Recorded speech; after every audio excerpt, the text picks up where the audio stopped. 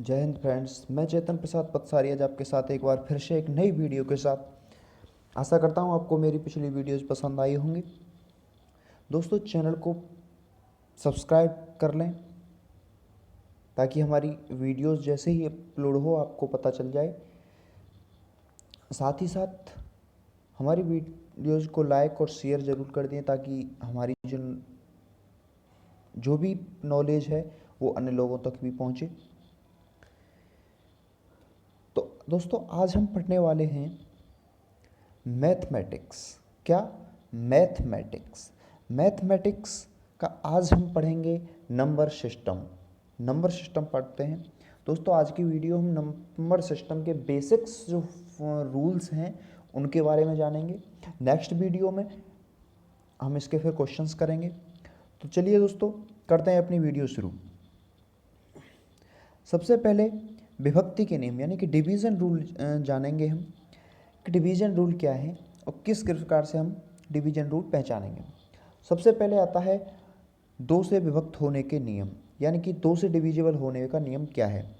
देखिए दोस्तों, यदि हमारी कोई भी संख्या है, कोई भी नंबर है हमारा, उस नंबर का फर्स्ट डिजिट यानी कि इकाई का अंक 0 हो, 2 हो, 4 हो, 6 हो या 8 हो, इनमें से यदि कोई भी नंबर है इकाई के अंक के स्थान पर, तो वो संख्या 2 से डिविजिबल होगी।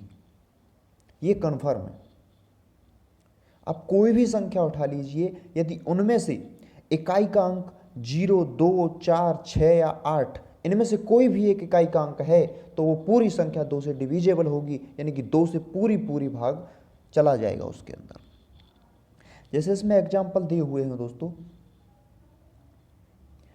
कि सबसे पहला भैया 97532, तो इसमें 2 है, ये पूरी डिविजिबल होगी। इसमें 4 है, इसमें 6 है, इसमें 8 है, इसमें 0 है। ये सभी जो संख्याएं पूरी 2 से डिविजिबल होंगी। जैसे हम छोटा सा एग्जांपल लें, मान लीजिए हमने लिया 14, इसमें 4 आ रहा है, 2 से डिविजिबल है। 12 2 से डिविजिबल है। 16 2 से डिविजिबल है। 18 2 से डिविजिबल है। 20 2 से डिविजिबल है। 10 2 से डिविजिबल है। मतलब कहने का मतलब क्या है कि जिन कोई भी नंबर हो, जरूरी नहीं है ये 2 अंक का ही हो, कितनी भी संख्या का हो, कितने भी डिजिट का कोई भी नंबर हो, यदि उसका इकाई का अंक 2 या 4 या 6 या 8 इनमें से कोई, या 0 इनमें से कोई भी एक अंक है, तो वो पूरी की पूरी संख्या 2 से डिविजिबल होगी। यदि इनसे कोई अलग आता है तो वो संख्या डिविजिबल नहीं होगी। जैसे हम 15 लें, ये डिविजिबल नहीं है। कोई भी संख्या कितनी बड़ी हो, ये पूरी डिवाइड हो ही नहीं सकती। तो ये तो रहा हमारा 2 से डिविजिबल का नियम। एक बार दोबारा से बताते हैं कि जिस संख्या के का अंत में, जिस संख्या का इकाई का अंक 0, 2, 4, 6 या 8 इनमें से कोई भी एक अंक होगा, वह पूरी की पूरी संख्या 2 से डिविजिबल होगी, 2 से विभक्त होगी, पूरी तरह विभक्त होती है। नेक्स्ट पॉइंट आता है हमारा दोस्तों 3 से विभक्त होने का नियम। हमने 2 से विभक्त होने का नियम पढ़ा, 2 से डिविजिबल का नियम पढ़ा। अब आता है 3 से डिविजिबल का नियम। 3 से डिविजिबल के नियम के अंदर क्या है कि इसके अंदर हमारी कोई भी जो संख्या दी हुई है, उस संख्या के सभी डिजिटों को आपस में जोड़ लो। सभी डिजिटों का समीशन कर दो, आपस में जोड़ दो सभी को। तो जोड़ने के बाद उसका जो रिजल्ट आएगा, जोड़ने के बाद उसका जो हमारा आंसर आएगा, उस आंसर आएगा, संख्या आएगी, जो भी हमारी वैल्यू आएगी, यदि वो वैल्यू 3 से डिविजिबल हो जाती है पूरी तरह, तो वो पूरी संख्या डिविजिबल होगी। यदि वो विभक्त नहीं होती है, पूरी तरह से नहीं विभक्त होती है, तो वो डिविजिबल नहीं होगी। जैसे इसी में एग्जाम्पल दिया हुआ है, ये पहला एग्जाम्पल 75684। अब इन सभी संख्याओं को हम ऐड करें तो इसका आता है 30। 30 3 से डिविजेबल है, 3 से डिविजेबल है, पूरी पूरी कट जाती है 10 टाइम्स। तो ये जो पूरी संख्या है ना, ये भी 3 से डिविजेबल होगी, ये कन्फर्म है। आप देख लीजिए, वीडियो पुश करके इसका भाग दे करके देख लीजिए, इसमें ये पूरी की पूरी संख्या डिविजेबल है, पूरी पूरी डिविजेबल हो जाएगी।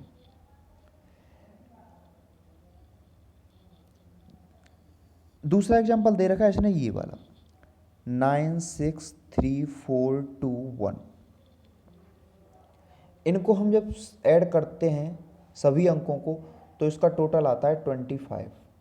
लेकिन हमारा ये 25 है ना, ये डिविजेबल नहीं है 3 से, कंप्लीटली नहीं कटता है, रिमाइंडर बचता है। रिमाइंडर नहीं बचना चाहिए दोस्तों, इसमें रिमाइंडर बचता है। तो ये जो संख्या है ना, ये 3 से डिविजेबल नहीं हो सकती, कितना भी जोर लगा लेना, ये कंप्लीटली डिविजेबल नहीं हो सकती। ठीक है दोस्तों, तो ये रहा हमारा 3 से डिविजेबल का नियम। ये एक बार फिर से बताता हूं कि कोई भी संख्या है हमारी, उसके एक एक डिजिट को, सभी डिजिटों का सम करने के बाद जो वैल्यू आई है, यदि वो वैल्यू 3 से डिविजेबल है तो वो पूरी संख्या डिविजेबल होगी, अदरवाइज नहीं। नेक्स्ट आता है हमारा 9 से डिविजेबल का नियम, 9 से विभक्ति का नियम। 9 से विभक्ति का नियम क्या है? सेम टू सेम 3 के जैसा है, सेम टू सेम 3 के जैसा है। हमने 3 में क्या बताया था कि हमारी कोई भी संख्या है, उस संख्या के प्रत्येक डिजिट का सम यदि 3 से डिविजेबल है तो पूरी संख्या डिविजेबल होगी। ऐसे ही यदि किसी भी संख्या के सभी डिजिटों का सम 9 से डिविजेबल है तो वो पूरी संख्या भी डिविजेबल होगी। जैसे इसमें दे रखा है दोस्तों 7 5 4 6 2 3, ये हमारी वैल्यू है, पूरी संख्या है। इनके सभी का सम करने के बाद आता है 27। ये 9 से डिविजेबल है तो ये पूरी संख्या भी हमारी क्या है? 9 से डिविजेबल है। ऐसा ही तो हम 3 के केस में करते थे कि ये 3 से डिविजेबल है तो पूरी संख्या भी 3 से डिविजेबल है। दूसरी संख्या दे रखी है इसने 3 7 5 6 9 3। ये संख्या लेते हैं हम यदि, तो इन सभी के अंकों का योग आता है 33, लेकिन ये तो 9 से डिविजेबल नहीं है, तो ये पूरी संख्या भी 9 से डिविजेबल नहीं होगी, पूरी संख्या भी 9 से डिविजेबल नहीं होगी। अब बात आती है दोस्तों, एक बात और यहाँ पे बता दूं, सेम टू सेम 3 के जैसा है, लेकिन इसमें एक कंडीशन और है जो आपको याद रखनी है। यहाँ से एक चीज़ पता चलती है कि हमने जो अभी ये एग्जाम्पल लिया था फर्स्ट वाला कि 27, तो ये 9 से डिविजेबल है, 27 9 से डिविजेबल है, तो ये संख्या 9 से डिविजेबल हो जाएगी। 27 3 से भी डिविजेबल है तो ये संख्या 3 से भी डिविजेबल हो जाएगी। हमने जब दूसरा एग्जाम्पल लिया तो इसका आ रहा 33, ये 9 से डिविजेबल है नहीं है, तो ये संख्या 9 से डिविजेबल नहीं होगी। लेकिन ये 3 से डिविजेबल है तो ये संख्या 3 से डिविजेबल हो जाएगी। यानी कि यहाँ से ओवरऑल हमें एक चीज़ कंफर्म पता लगी कि जो संख्या हमारी 3 से डिविजेबल है वो कंफर्म नहीं है, वो एग्जैक्ट नहीं है कि वो 9 से भी डिविजेबल होगी। ये बात कंफर्म नहीं है कि जो संख्या 3 से डिविजेबल है वो 9 से भी डिविजेबल होगी, ये जरूरी नहीं है। लेकिन जो संख्या 9 से डिविजेबल है वो 3 से डिविजेबल जरूर ही होगी, ये कन्फर्म है। नेक्स्ट आता है हमारा 5 से डिविजिबल होने का नियम, 5 से विभक्त होने का नियम। इसके अंदर क्या है? ये 2 की तरह है, जो हमने 2 का पढ़ा था। 2 में पढ़ा था हमने 0 2 4 6 और 8 ये यदि फर्स्ट डिजिट पर होते हैं, इकाई के अंक पर इनमें से कोई भी अंक होता है तो वो संख्या डिविजिबल होगी। लेकिन इसके अंदर क्या है कि 0 या 5 कोई भी अंक इकाई के अंक के स्थान पर है तो वो 5 से डिविजिबल होगी। जैसे हम एग्जांपल लेते हैं 8 6 7 3 5, तो ये संख्या 5 से डिविजिबल है। 6 8 7 3 0 ये भी 5 से डिविजिबल है क्योंकि 0 आ रहा है। यदि हम लेते हैं 8 6 7 3 4 या 7, तो ये डिविजिबल नहीं है, 5 से डिविजिबल नहीं है। मतलब कि यदि इकाई के अंक पर, किसी भी संख्या के इकाई के अंक पर 0 या 5 आएगा तो वो 5 से डिविजिबल होगी, ये कन्फर्म है। पूरी तरह से डिविजिबल होगी, कंप्लीटली डिविजिबल की बात कर रहा हूं मैं। यहाँ पे पॉइंटों में डिविजिबल हो जाएंगी संख्या, लेकिन पॉइंट में आंसर आएगा, पॉइंट में नहीं चाहिए, कंप्लीटली डिविजिबल होने की जो हमें वो हम बात कर रहे हैं यहाँ पे। नेक्स्ट आता है हमारा 4 से डिविजिबल होने का नियम। हमने 2 से पढ़ा, अभी 3 से पढ़ा, 9 से पढ़ा, 5 से पढ़ा, अब आया 4 से डिविजिबल होने का नियम। 4 से डिविजिबल होने के नियम के अंदर क्या है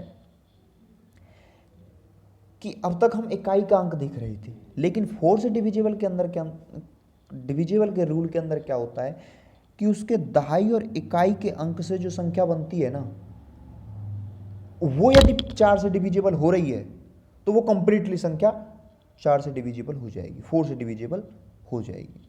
जैसे इसमें संख्या दी हुई है हमने पहले 9 7 8 1 3 2, ये पूरी संख्या है, तो इसके इकाई और दहाई का अंक कितना हुआ 32।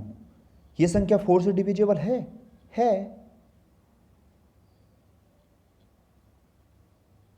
ये संख्या 4 से डिविजिबल है, तो ये कंप्लीट संख्या जो है, कंप्लीट नंबर जो है वो 4 से डिविजिबल होगा। जैसे इसमें देखते हैं,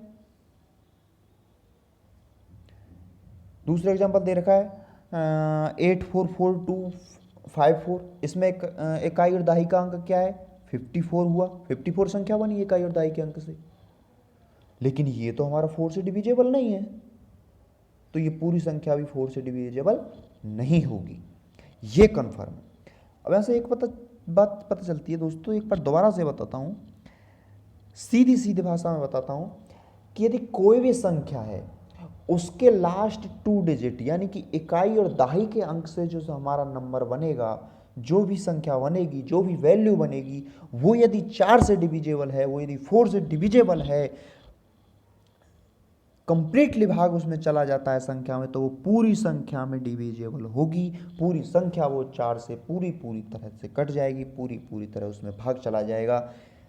लेकिन यदि कुछ भी रिमाइंडर बचता है, यदि उस लास्ट 2 डिजिट को सॉल्व करने में हमारा कहें तो डिविजिबल नहीं है, लास्ट 2 डिजिट यानी कि इकाई और दहाई के अंक से बनी हुई संख्या यदि 4 से डिविजिबल नहीं है तो वो पूरी संख्या 4 से डिविजिबल नहीं होगी। नेक्स्ट आता है हमारा 8 से विभक्त होने का नियम। 8 से विभक्त होने के नियम में क्या है, यदि कोई भी संख्या दी हुई है, उसके सैकड़े, दहाई और इकाई, इन 3 अंकों से बनी हुई संख्या को यदि हम 8 से डिवाइड करते हैं तो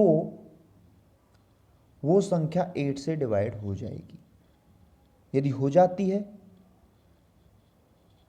सैकड़ा, दहाई और इकाई तीनों से बनी हुई संख्या यदि हमारी 8 से डिविजिबल हो जाती है तो वो पूरी संख्या डिविजिबल होगी, यदि नहीं होती है तो नहीं होगी। जैसा हमारा 4 के केस में था, लास्ट 2 डिजिट दहाई और इकाई के अंकों से बनी हुई है तो डिविजिबल हो जाती है तो होगी, अदरवाइज नहीं होगी। लेकिन इसमें क्या करते हैं हम, सैकड़ा, दहाई और इकाई के अंकों से बनी हुई संख्या को डिवाइड करके देखते हैं, यदि वो संख्या डिवाइड हो जाती है तो वो डिविजिबल है, अदरवाइज नहीं है। जैसे हमने एग्जांपल लिया इसमें 6 7 9 5 4 1 6, तो इसमें लास्ट 3 डिजिट यानी कि सैकड़ा, दहाई और इकाई के अंक से बनी संख्या हमारी 460, ये हमारी 8 से डिविजिबल है। तो ये जो हमारी पूरी संख्या है ना, ये 8 से डिविजिबल होगी। अब हम कोई ऐसी संख्या लें जो 8 से डिविजिबल नहीं हो। जैसे हमने ये ले ली, कोई भी संख्या है आगे इसके,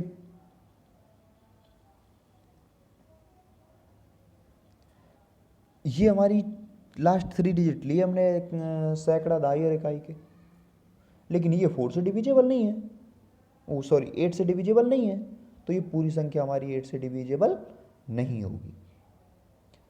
मतलब क्या, ध्यान क्या रखना है दोस्तों इसमें कि जब हम 8 से विभक्त होने का रूल लगाएंगे, कहीं भी 8 से डिविजिबल का रूल लगाएंगे हम कहीं, तो हमें ध्यान रखना है कि कोई भी यदि संख्या दे रखी है उसके सैकड़े का, दहाई का और इकाई के अंक से बनी हुई जो संख्या है वो यदि 8 से पूरी तरह डिविजिबल हो जाती है तो कंप्लीटली संख्या डिविजिबल होगी, अदरवाइज नहीं। नेक्स्ट आता है दोस्तों हमारा 11 से डिविजिबल होने का नियम। किससे? 11 से डिविजिबल होने का नियम। 11 से डिविजिबल होने के नियम के अंदर क्या है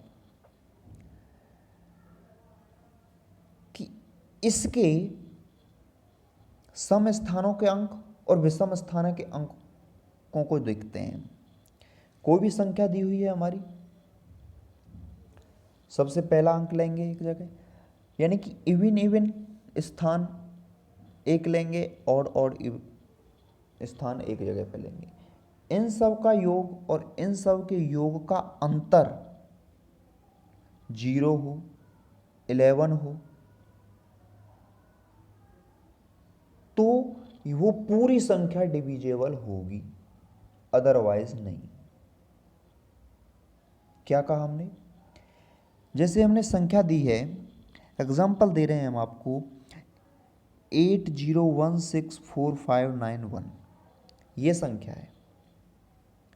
इसमें से हमारे जो सम स्थान हैं यानी कि दूसरा, चौथा, छठा और आठवां, ये जो स्थान हैं उन सब का सम कर लिया एक जगह पर। विषम स्थान है, उन सब का सम कर लिया एक जगह पर। यदि इन दोनों के का जो डिफरेंस है, दोनों का जो अंतर है, वो यदि 11 आता है या 0 आता है तो ये डिविजिबल होगी, लेकिन इसका अंतर तो 10 आ रहा है, तो ये डिविजिबल संख्या 11 से डिविजिबल नहीं है। 11 से डिविजिबल संख्या ये नहीं है। दूसरी संख्या देखते हैं हम। दूसरी संख्या है हमारे पास 23697069।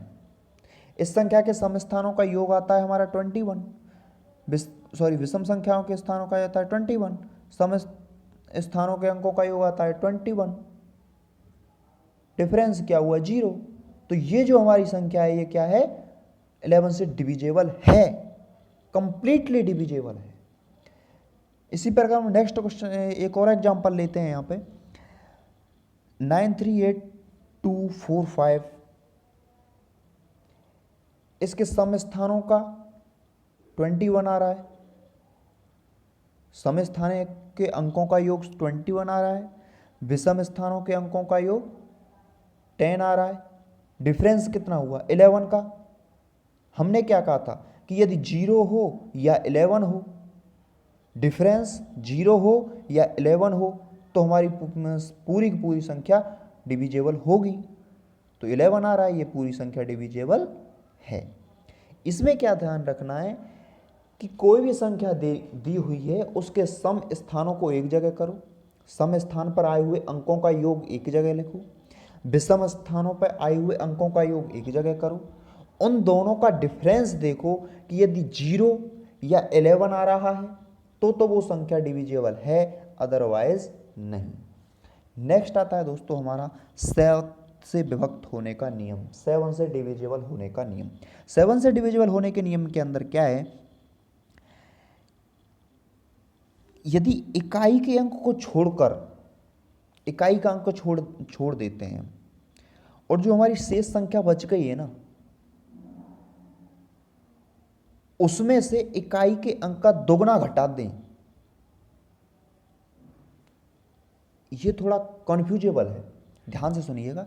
यदि हम कोई इकाई का अंक लेते हैं, कोई भी संख्या है, कोई भी संख्या है, जैसे हम ले लेते हैं, एग्जाम्पल दे रखा है हमने 882। इसमें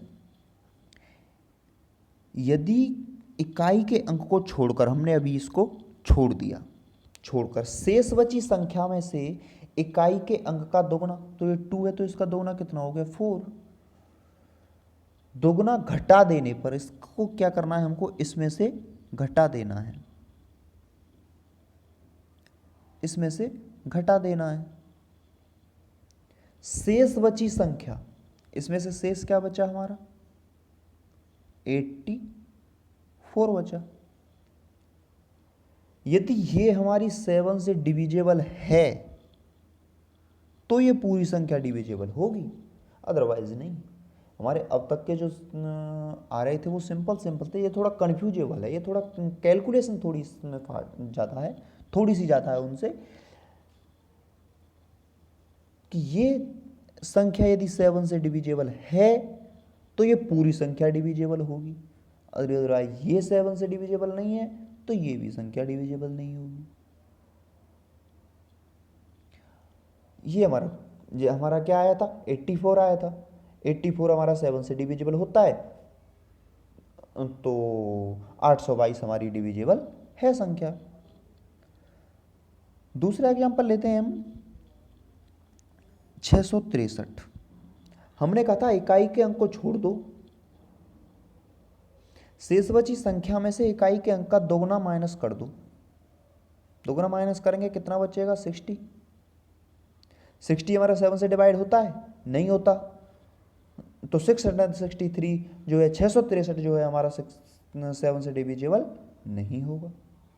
ये हुआ हमारा 7 का डिविजिबल करें। एक बार दोबारा से बताऊं क्योंकि ये कन्फ्यूजेबल है। कोई भी हमें नंबर दिया हुआ है, उस नंबर के इकाई के अंक को पहले अलग कर दो, शेष जो हमारी संख्या बची है उस संख्या में से इकाई के अंक का दोगुना माइनस कर दो, जो आया वो यदि 7 से डिविजिबल है तो पूरी संख्या डिविजिबल होगी, अदरवाइज नहीं होगी। नेक्स्ट, अब तक हमने पढ़ी है डिविजिबल के नियम कि डिविजिबल होता है क्या है। अब हम नंबर्स जान लेते हैं, सहअभाज्य संख्या कौन सी होती हैं, अदरवाइज। सबसे पहले सहअभाज्य संख्या कौन सी है, यानी कि को प्राइम नंबर कौन से होते हैं। को प्राइम नंबर कौन से हैं, यदि ए और बी दो ऐसी संख्याएं जिनका HCF महत्तम समापवर्तक हाईएस्ट कॉमन फैक्टर 1 हो, क्या हो 1, ओनली 1 है। जिन संख्याओं के 2 हो 3 हो कितनी भी हो उससे मतलब नहीं पड़ता, उससे कोई फर्क नहीं पड़ता, उन संख्याओं का HCF केवल और केवल 1 है तो वो संख्याएं सहअभाज्य संख्याएं या को प्राइम नंबर्स कहलाएंगी। जैसे हम लेते हैं 2 और 3, इसके हम फैक्टर करेंगे, HCF निकलेगा 1। हमने ली संख्या 3 और 5,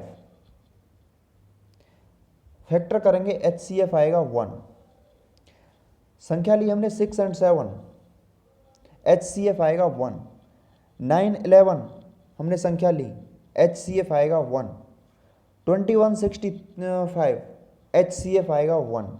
यानी कि कोई भी संख्या लो, 2 लो, 3 लो, 4 लो, इससे कोई भी फर्क नहीं पड़ता, लेकिन उन संख्याओं का यदि HCF केवल और केवल 1 आ रहा है तो वो संख्याएं सहअभाज्य संख्याएं कहलाएंगी। क्या कहलाएंगी, सहअभाज्य संख्या। यानी कि उन संख्याओं का HCF यदि 1 आ रहा है तो वो संख्याएं सहअभाज्य संख्या कहलाएंगी। आगे बढ़ते हैं दोस्तों कि यदि दो सहअभाज्य संख्याओं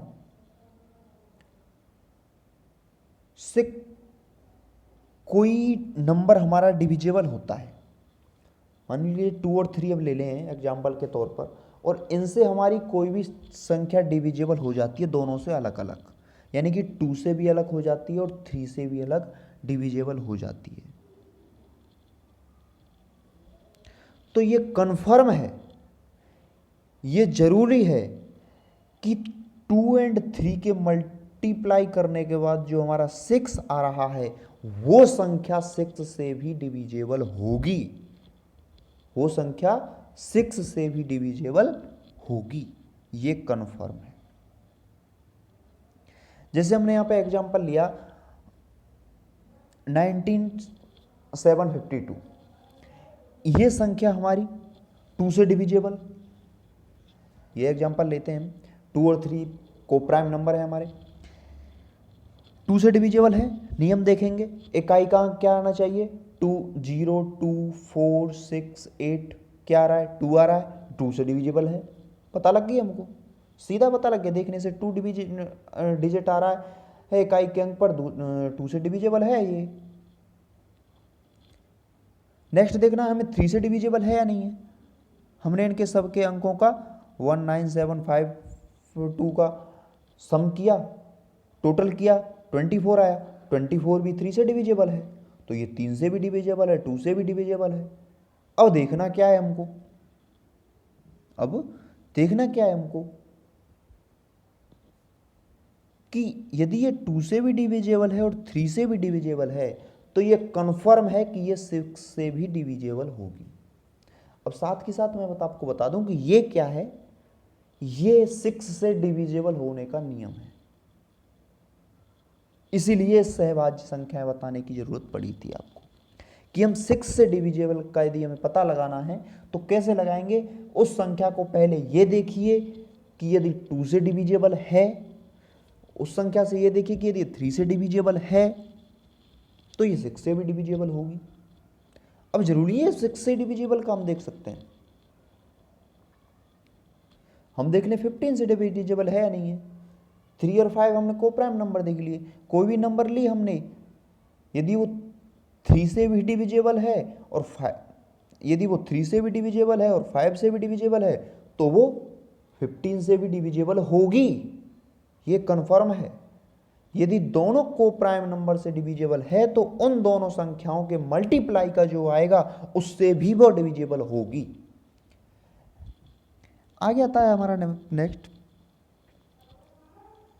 जैसे हमने कोई एग्जांपल लिया है कि 4 और 6 दोनों से विभक्त होती है, तो क्या वो 24 से भी डिविजिबल होगी, जो अभी हम पढ़ रहे थे। जैसे हमने लिया 36, ये 4 से भी होती है, 4 से भी होती है, 6 से भी होती है, लेकिन इनका मल्टीप्लाई आता है 24, इससे डिविजिबल नहीं होती, तो ये कन्फर्म नहीं है। क्यों नहीं है, क्योंकि ये सहअभाज्य संख्याएं नहीं हैं। क्या नहीं है, सहअभाज्य संख्याएं नहीं है, क्योंकि ये जो हमारी कंडीशन है वो केवल और केवल सहअभाज्य संख्याओं के लिए है। अभी हमने पीछे बात की थी सम संख्याएं, विषम संख्याएं, इवन नंबर, ऑड नंबर। तो ये सम संख्या और इवन नंबर क्या होते हैं कि जो संख्याएं हमारी 2 से पूरी तरह से डिविजिबल हो जाएं वो हमारी सम संख्याएं होती हैं। 32, 46, 54, 98, 90 जो भी है, जो हमारी 2 से पूरी तरह से डिविजिबल हो जाएगी वो सम संख्या है, और जो पूरी तरह से 2 से डिविजिबल नहीं होगी वो विषम संख्या है। सीधी बात, 2 से डिविजिबल का 2 से डिविजिबल वाला रूल लगा दो, यदि वो संख्या 2 से डिविजिबल है तो वो सम संख्या है, यदि नहीं है तो विषम संख्या है। एक बात और, अब आती है हमारी अभाज्य संख्याएं कि अभाज्य संख्याएं कौन सी होती हैं, प्राइम नंबर जिसको हम बोलते हैं, प्राइम नंबर कौन से होते हैं। तो ऐसी संख्याएं जिसके केवल और केवल 2 गुणनफल हों, केवल और केवल 2 गुणनखंड हों, केवल और केवल 2 फैक्टर्स हों, जिनके केवल 2 फैक्टर्स जिस संख्याओं के हों वो हमारी प्राइम नंबर्स कहलाते हैं, वो हमारी अभाज्य संख्याएं कहलाती हैं। जैसे हमने लिया 11, तो 11 का हम फैक्टर करेंगे तो ये 11 × 1 केवल 2 फैक्टर आएंगे। हमने लिया 17, तो 17 इंटू 1 केवल 2 फैक्टर आएंगे और कोई फैक्टर हो ही नहीं सकता, यानी कि केवल 2 फैक्टर्स हों वो संख्याएं हमारी प्राइम नंबर्स कहलाती हैं, वो संख्या हमारे अभाज्य संख्या कहलाती हैं। हम यदि 100 से नीचे की संख्याओं के बारे में बात करें तो ये हमारी 2, 3, 5, 7, 11, 13, 17, 19, 23 और ये इसी प्रकार जो हमने जिक्र की ये टोटल 25 होती हैं। एक क्वेश्चन और बनता है दोस्तों, यहाँ से बहुत अच्छा क्वेश्चन बनता है, कई बार डायरेक्ट पूछ लेता है कि 100 से कम सभी अभाज्य संख्याएं जो हैं वो कितनी होती हैं, तो उसका सीधा सीधा आंसर आएगा 25 होती हैं। आप चाहे तो चेक कर सकते हैं कि ये जो मैंने संख्याएं लिखी हुई है नीचे 25 की 25, इनमें से कोई भी ऐसी संख्या नहीं है जिसका 2 से ज़्यादा फैक्टर हो जाएं, केवल और केवल 2 ही फैक्टर होंगे। ये तो हुए हमारे नियम की बात। अब हमने डिविजिबल और उनका बात किया था, इसकी बेसिक कंडीशन क्या है, जिस संख्या में हम कोई भाग दे रहे हैं उस संख्या को हम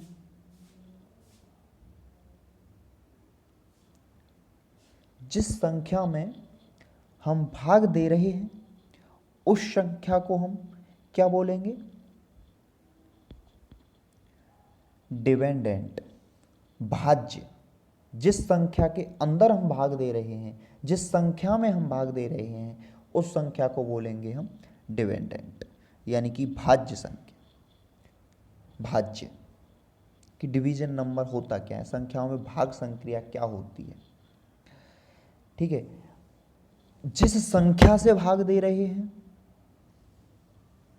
जिस संख्या से भाग दे रहे हैं वो हो गया हमारा भाजक, डिवाइजर। किस संख्या से हम किसी संख्या में भाग दें, जिस संख्या में भाग दिया जा रहा है वो हमारा भाज्य हो गया, डिपेंडेंट हो गया। जिस संख्या से भाग दे रहे हैं वो भाजक हो गया, डिवाइजर हो गया। भाग देने के बाद जो हमारा आया वो हमारा भागफल हो गया, क्वाड्रेंट हो गया, क्वाड्रेंट हो गया। और जिस भाग देने के बाद जो रिमाइंडर बचा, जो शेष बचा, जो हमारे पास रह गया वो क्या है, शेषफल, रिमाइंडर। ये इसका नियम है डिवीजन करने का, सब जानते हैं क्या है। एक बात और बताता हूँ, ठीक है। यदि हमें भाज्य संख्या निकालनी है, डिपेंडेंट निकालना है, ये क्वेश्चन आता है एग्जामों में कि यदि हमें डिपेंडेंट निकालना है और हमें भाजक पता है, भागफल पता है, शेषफल पता है, तो हम कैसे निकालेंगे। तो ये है उसका फॉर्मूला, क्या कि जो संख्या हमें निकालनी है वो बराबर होगी किसके, भाजक, यानी कि जिस संख्या से हमने भाग दिया जो हमारा भागफल आया उसके मल्टीप्लाई में हम शेषफल को ऐड कर देंगे तो हमारा भाज्य आ जाएगा। अब हम इसके कुछ बेसिक फॉर्मूले से बता देते हैं जो हमारे एग्जाम में अक्सर कर डायरेक्टली क्वेश्चन इस नंबर सिस्टम के अंदर पूछे जाते हैं, आप सबको याद होंगे। बहुत ही सिंपल फॉर्मूले हैं, बहुत ही अच्छे फॉर्मूले हैं और बहुत ही ज़्यादा पूछे जाने वाले फॉर्मूले हैं, बेसिक फॉर्मूले हैं। क्या है, सबसे पहला फॉर्मूला है हमारा a प्लस बी का होल स्क्वायर। क्या होता है ये, A square plus B square plus 2ab। Next formula है हमारा a माइनस बी का होल स्क्वायर, तो ये होता है A square plus B square minus 2ab। इस चीज को ध्यान रखना है, हमने इसमें बताया a प्लस बी का होल स्क्वायर, तो ये हुआ A square plus B square plus 2ab। a minus B का होल स्क्वायर है तो A square plus B square minus 2ab। सबसे ज़्यादा इसमें जो कन्फ्यूजेबल होता है वो होता है साइन का, किस जगह पॉजिटिव आना है, किस जगह पे नेगेटिव साइन आता है, इस चीज़ का आपको बहुत बहुत ज़्यादा ध्यान रखना है। नेक्स्ट फॉर्मूला आता है हमारा a प्लस वी का whole square plus a minus b का होल स्क्वायर। अब तक हमने अलग अलग सेपरेट पढ़ा था, अब इसका कंबाइंड आ गया a प्लस वी का whole square plus a minus B का होल स्क्वायर, तो ये होता है हमारा 2a square plus B square, ये उसका आंसर होता है। नेक्स्ट फॉर्मूला आता है हमारा a प्लस बी का whole square minus a minus B का होल स्क्वायर, तो ये होता है सीधा सीधा 4ab। ठीक है दोस्तों, नेक्स्ट फॉर्मूला आता है हमारा, सबसे ज्यादा हमारे ये फॉर्मूलाज पूछे जाते हैं, ये भी पूछे जाते हैं, सबसे ज्यादा इनको पूछा जाता है, या फिर क्यूब वाले हमारे पूछे जाते हैं।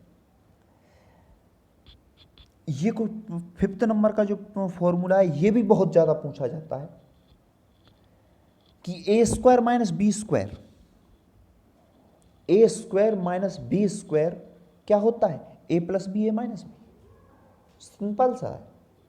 नेक्स्ट आया हमारा ए प्लस बी का क्यूब, अब तक हम स्क्वायर की बात कर रहे थे, अब आया हमारा ए प्लस बी का क्यूब, तो क्यूब क्या होता है, A cube plus B cube plus 3ab A plus B, यानी कि ए प्लस बी का जो आएगा वो भी हमें 3ab के साथ मल्टीप्लाई करना है।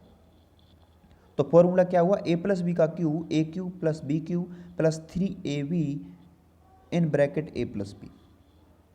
नेक्स्ट फॉर्मूला आता है हमारा ए माइनस बी का क्यूब, इसके अंदर क्या है, A cube minus B cube minus 3ab in bracket A minus B. अब देखिए दोस्तों चेंज क्या हुआ, ये a माइनस बी क्यूब है और ये a प्लस बी क्यूब है, a क्यूब दोनों में सेम है, लेकिन जो पिछले की जो वैल्यूज हैं वो सब नेगेटिव हो गई हैं, यानी कि b क्यूब है वो नेगेटिव हो गया, नेगेटिव वाले में 3 माइनस 3ab हो गया और a माइनस बी हो गया ब्रैकेट वाला। तो ये रहा a माइनस बी का होल क्यूब का फॉर्मूला। नेक्स्ट आया हमारा A cube plus B cube का फॉर्मूला, ये होता है A plus B A square minus A B plus B square. इसको मैं सिंपल तरीके से याद रहेगा आपको, जैसे मैंने याद कर रखा है, ए प्लस बी यानी कि A cube plus B cube का जो फॉर्मूला है वो क्या है, A plus B A square plus B square minus A B. Simple इसकी तरह है, सॉरी इसकी तरह 2 या नहीं याद करना है इसमें, A plus B A square plus B square minus A B, ये हुआ फॉर्मूला हमारा A cube plus B cube का। नेक्स्ट आता है हमारा formula A cube minus B cube का, A cube minus B cube का। तो इसका फॉर्मूला है A B A square plus B square plus A B. अंतर क्या आया, ये जो a माइनस बी है इसमें a प्लस बी था पॉजिटिव वाले में, इसमें a माइनस बी हो गया, यहाँ पे हमारा ए बी भी पॉजिटिव हो गया नेगेटिव में, विपरीत है, पॉजिटिव वाले में नेगेटिव है, नेगेटिव वाले में पॉजिटिव है ए बी जो है। ठीक है, ये हुआ हमारा A cube minus B cube का फॉर्मूला, क्या, A minus B A square plus B square plus A B. Next आया हमारा फॉर्मूला क्या, A square plus B square, जो हमारा इस लिस्ट में नहीं दिया गया है, A square plus B square, तो ये क्या होता है, हाफ यानी कि 1/2 ब्रैकेट ए प्लस बी का square plus A minus B का होल स्क्वायर। क्या फॉर्मूला होता है, एक बार दोबारा से बताते हैं, ए स्क्वायर प्लस बी स्क्वायर, इसका फॉर्मूला क्या होता है, A square minus B square का दिया था, लेकिन ए स्क्वायर प्लस बी स्क्वायर का फॉर्मूला क्या होता है, हाफ ए प्लस बी का whole square plus A minus B का होल स्क्वायर, ये होता है हमारा फॉर्मूला। दोस्तों तो ये रहे हमारे आज के बेसिक्स फॉर्मूलेस जो हमारे बहुत बहुत ज़्यादा पूछे जाते हैं क्वेश्चनों एग्जामों में। अब नेक्स्ट आता है हमारा एपी एंड जीपी, समांतर श्रेणी एंड गुणोत्तर श्रेणी, arithmetic progress and geometrical progress. इनके बारे में भी हमारे क्वेश्चंस आते हैं, इनके टॉपिक्स पर बहुत ज़्यादा पूछे जाते हैं। तो हमारा श्रेणी यानी कि सीरीज क्या है, सीरीज से रिलेटेड होते हैं। सबसे पहले समांतर श्रेणी। समांतर श्रेणी यानी सीरीज है कोई हमारी, जिससे हमारी जो नॉर्मल उसको शो करने की सीरीज है A plus D, A plus 2d, A plus 3d, यानी कोई सीरीज है हमारी 3, 5, 7 एंड सो ऑन इन्फिनिटी तक। तो इसमें यह है क्या, हम सबसे पहले बता दें कि ए क्या है, डी क्या है, ये सिस्टम क्या है, इसके अंदर ए क्या है, डी क्या लिया हुआ है। तो ए हमारा है फर्स्ट डिजिट, किसी भी सीरीज का पहला पद, फर्स्ट टर्म जो है वो क्या है, ए है। पहली और दूसरी टर्म के अंदर जो डिफरेंस है,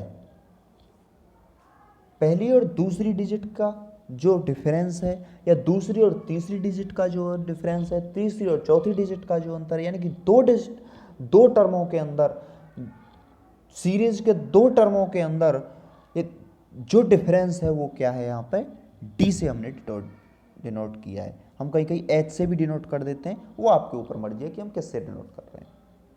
आपको पता होना चाहिए कि हम किस चीज़ को किस चीज़ से डिनोट कर रहे हैं, लेकिन हम जो बेसिकली नॉर्मल जो भी ज़्यादातर हम जो डिनोट करते हैं वो डी से डिनोट करते हैं, और फर्स्ट डिजिट को ए से डिनोट करते हैं। नेक्स्ट, ये तो हो गई हमारे सीरीज। अब हम सीरीज हमारे बना ली, ये हो गया हमारा सीरीज बनाने का सिस्टम कि हमने कैसे सीरीज बना दी। हमें को दे दिया कि हमारा कोई भी चीज़ है, इसका 2 डिफरेंस है, डी 2 है और ए हमारा 1 से शुरू करना है, तो 1 मान लीजिए 5 से शुरू करना है हमें, 5 2 का डिफरेंस है तो 2 ऐड करेंगे 7 आ गया, फिर इसमें फॉर्मूले में करेंगे 9 आ गया, अगली टर्म जोड़ेंगे तो 11 आ गया, एंड सो ऑन आता चला जाएगा। जैसे इसी सीरीज को हम आगे बढ़ाएं तो ये सीरीज हो जाएगी a प्लस 4d, 3d है 4d आ गया, फिर 5d आ जाएगा, फिर 6d आ जाएगा, और ऐसे ये सीरीज चलती रहेगी। तो ये दोस्तों ये तो बन गई हमारी सीरीज। अब nth टर्म कौन यदि हमको निकालनी हो, अब हम पूरी टर्म तो नहीं, लेकिन हम बता दें 25वीं टर्म निकालो तो हम शुरू से पूरी सीरीज थोड़ी बनाने बैठेंगे एग्जाम में, तो हमें लास्ट 25वीं चाहिए ना, हमें लास्ट टर्म चाहिए ना, जो जो हमको पूछी गई है वही टर्म चाहिए हमको। तो वो टर्म हम कैसे निकालेंगे, वो टर्म हम इस फॉर्मूले से निकालेंगे। इसके अंदर अब एन आ गया। एन क्या है कि हमें जिस टर्म को निकालना है वो टर्म जो है वो क्या है, हमारी nth एन है। यदि हमको 10वीं टर्म चाहिए तो हम एन की वैल्यू 10 लेंगे, यदि हमें 15वीं टर्म चाहिए तो हम 15 लेंगे, यदि हमें 115वीं टर्म चाहिए तो हम 115 एन लेंगे। अब यदि हमें एन पदों का योग चाहिए, एन पदों का सम चाहिए, हमसे कह दिया जाए कि इस सीरीज की 15 टर्मों का योग बताओ, तो हम क्या पहले सीरीज बना के उन सब का ऐड करने बैठेंगे? नहीं, हमको ऐसा नहीं करना, काफ़ी टाइम लगेगा, तो हमें समय ही तो बचाना है। तो कैसे, एन कितनी टर्मों का हमें योग चाहिए, 10 का चाहिए, एन की जगह पे हमारी 10 वैल्यू आ जाएगी, ए हमारा स्टार्टिंग पॉइंट आ जाएगा, डी हमारा डिफरेंस आ जाएगा, और फॉर्मूले में वैल्यू पुट कर दो, आंसर आ जाएगा, पूरी टर्म का आंसर आ जाएगा, नहीं तो आप करके देख सकते हैं। ठीक है दोस्तों, अब आता है हमारा, आगे हम क्वेश्चन करेंगे, ऐसा नहीं है, आगे हम क्वेश्चन करेंगे, आज हम सिर्फ फॉर्मूलेज बता रहे हैं। अगली वीडियो में इसके क्वेश्चन भी आएंगे, 1 बाय 1 एक एक करके सभी के आएंगे। नेक्स्ट आता है एन पदों का योग। अब कई कंडीशनों में क्या है, हमें डी नहीं दिया होता, तो उस कंडीशन में हम सम कैसे निकालेंगे? उस टाइम पर हमको लास्ट टर्म दी हुई होती है, जैसे हमें 10th टर्म है वो दी हुई होती है। उसके हम 2 तरीके हैं, एक तो हम लंबा तरीका लें कि हमें एंड टर्म एल टर्म दे रखा है, यानी कि लास्ट टर्म दे रखी है, तो ये इस जगह पे पुट करेंगे, और यहाँ से हमें ए दे रखा है और हम डी निकाल लेंगे, एन निकाल लेंगे, जो भी हमें नहीं दिया होगा। तो और फिर उसके बाद इस फॉर्मूले में पुट करेंगे, तब तो एक ही है। लेकिन हम इतना लंबा क्यों करें जब हमारे पास फॉर्मूला है? तो वो फॉर्मूला क्या है, n/2 a प्लस एल। तो एल का है यहाँ पे लास्ट टर्म, कौन सी? Last term. सीरीज हमने जो बनाई है उसमें से लास्ट टर्म कौन सा, यानी कि nth टर्म। लास्ट टर्म क्या है? nth टर्म, क्योंकि इसमें लास्ट नहीं होता, सीरीज लास्ट नहीं होती, ये इन्फिनिटी तक चलती रहती है, लेकिन लास्ट टर्म बोल रहा है ये, तो nth टर्म है कि हमें जिस टर्म तक हमें योग चाहिए, जिस टर्म तक हमें सम चाहिए, जिस टर्म तक का हमें एडिशन चाहिए, उस टर्म हमारी एल है। तो कर देंगे हम इस वैल्यू फॉर्मूले में पुट, हमारा आंसर आ जाएगा। अब बात आती है गुणोत्तर श्रेणी ज्योमेट्रिकल प्रोग्रेस की। इसकी जो सीरीज होती है वो क्या होती है? ए R square, A R cube, A R की पावर 4, ए आर की पावर 5, ए आर की पावर 6 एंड सो ऑन। इसके अंदर क्या है, जैसे इसमें फर्स्ट टर्म ए था, इसमें भी फर्स्ट टर्म ए।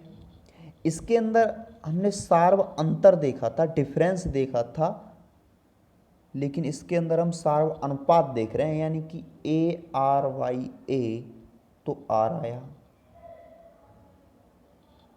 रेशियो देख रहे हैं, क्या देख रहे हैं? रेशियो देख रहे हैं दो डिजिट के। यहाँ पे हम डिफरेंस देख रहे थे दोनों सीरीज के, दो लगातार दो श्रेणियों का, दो सीरीज का, पहले और दूसरी टर्म का, ठीक है, दो टर्मों का डिफरेंस देख रहे, तो यहाँ पर क्या देखेंगे? दो टर्मों का रेशियो देखेंगे। कोई भी ले लो, A R square Y A R, तो ए आर से ए आर कट जाएगा, आर बचेगा, तो आर क्या हुआ? सार अनुपात हुआ हमारा, रेशियो। ये आ गया, ये बन गई हमारी सीरीज। अब इसमें हमने nth टर्म निकाली, तो इसमें भी हम nth टर्म निकालेंगे। वो कैसे निकालेंगे? उसके लिए हमारा फॉर्मूला ये है,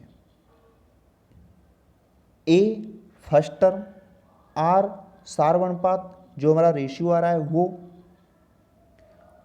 और जितनी भी हमारे nth टर्म निकालनी है, मान लीजिए हमें 10 टर्म निकालनी है, तो वो r की पावर कितनी कर देंगे? 9 कर देंगे, n-1।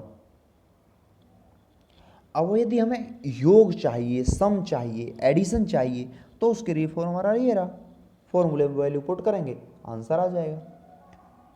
ये रहा दोस्तों आज का नंबर सिस्टम का बेसिक फॉर्मूलाज का टॉपिक आज का समाप्त होता है। वीडियो को अंत तक देखने के लिए बहुत बहुत धन्यवाद। आशा करता हूँ आपको वीडियो पसंद आई होगी। वीडियो को ज़्यादा से ज़्यादा लाइक, शेयर और हमारे चैनल को सब्सक्राइब करें, ताकि हमारी वीडियो की नोटिफिकेशन आपको अपलोड होते ही मिल जाए। बहुत बहुत धन्यवाद। जय श्री राधे, जय श्री कृष्ण।